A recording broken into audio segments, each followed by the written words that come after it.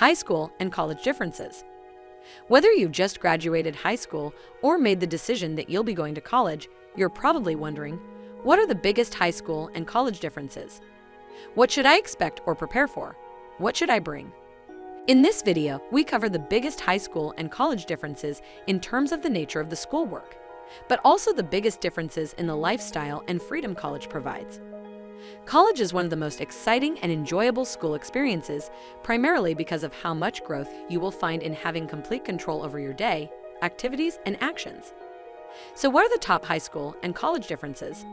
The answer is academics, lifestyle, and cost. What are the high school and college differences in academics? Class structure. In high school, the class attendance is very much mandatory, and you will be going from period to period from the start to the end of the day. The teachers will teach primarily based on a textbook and standardized tests. The teachers were also very politically correct and didn't necessarily have a perspective. The class time during high school was usually around 6 hours, with breaks for lunch, of course.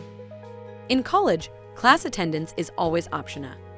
You may miss attending, and the only negative effect is a possible participation or pop quiz grade. The professors may have a few books they use, but will also routinely bring exercises or stories from outside the book. The professors generally bring a perspective or opinion to consider.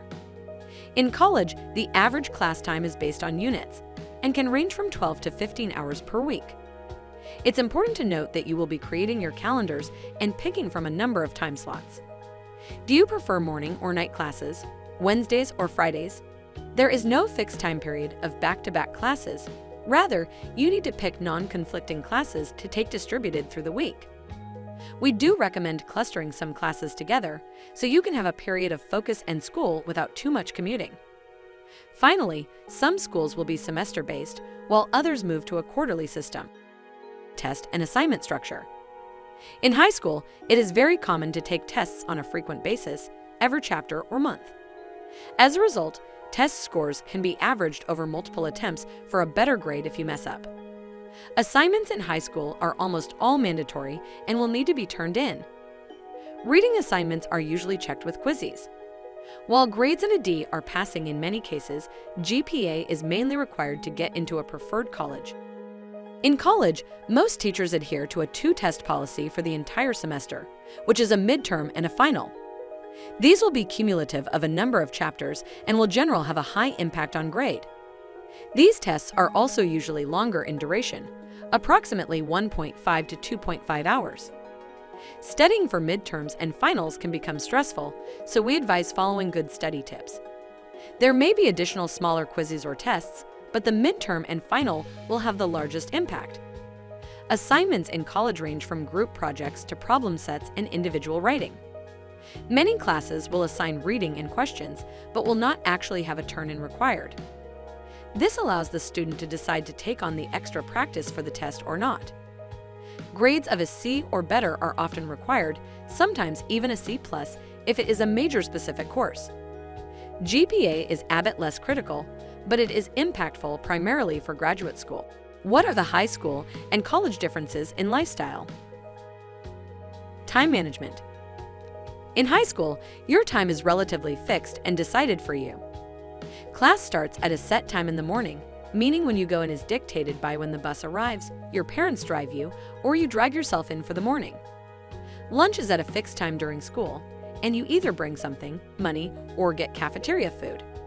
When class is over, you head back home, at which point you may have a specific extracurricular, music, sports, etc.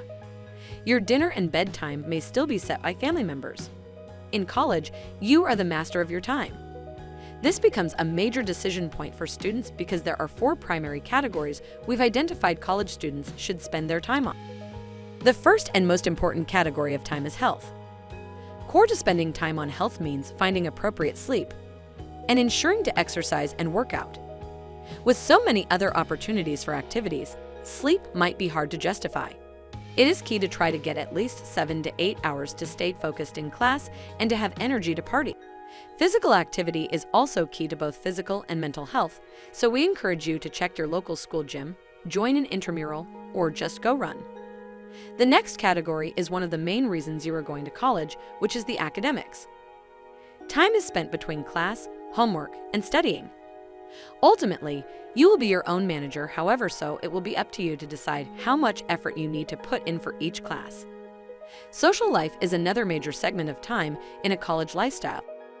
Unlike high school, there will be weekly, if not nightly, opportunities to engage in activities related to partying, relationships, or just socializing casually with something like board or video games. Lastly, we also start bringing up the concept of work.